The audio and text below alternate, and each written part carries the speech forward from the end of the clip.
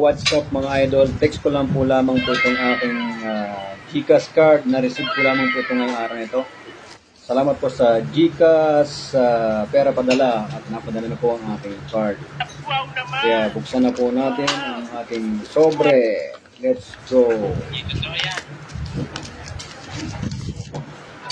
Ito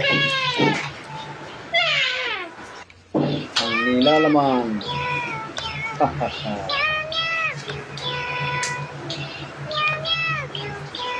Ito po siya, Visa card.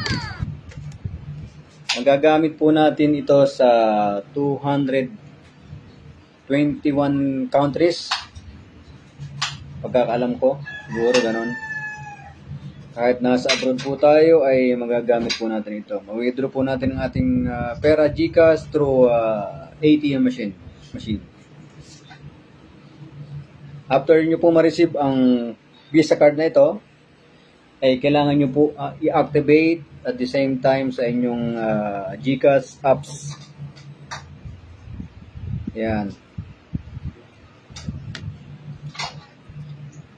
GCash apps.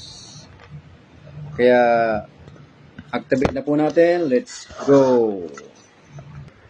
Siyempre, open up po natin ang ating GCash apps. Pumunta po tayo sa ating GCash.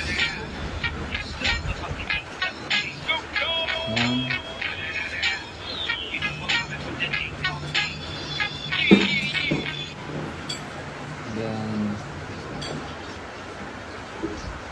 Then makikita po natin dyan yung card. Yung card na to. Card.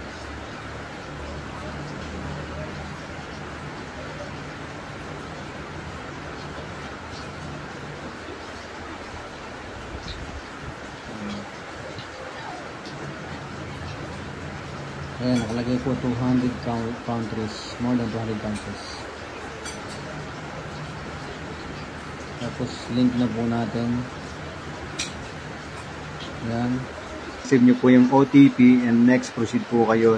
Kailangan nyo pong enter tong yung virtual account number nyo po. Nasa likod po yan ang ating GCash card. And after that, pwede na po tayong mag-create po ng ating card PIN. 6-digit po yung ating pwedeng ilagay sa ating card PIN po natin. Ayan. Ito po. Ito yung last. Okay. Thank you so much. Kung nakatulong po, pa-share po. Bye.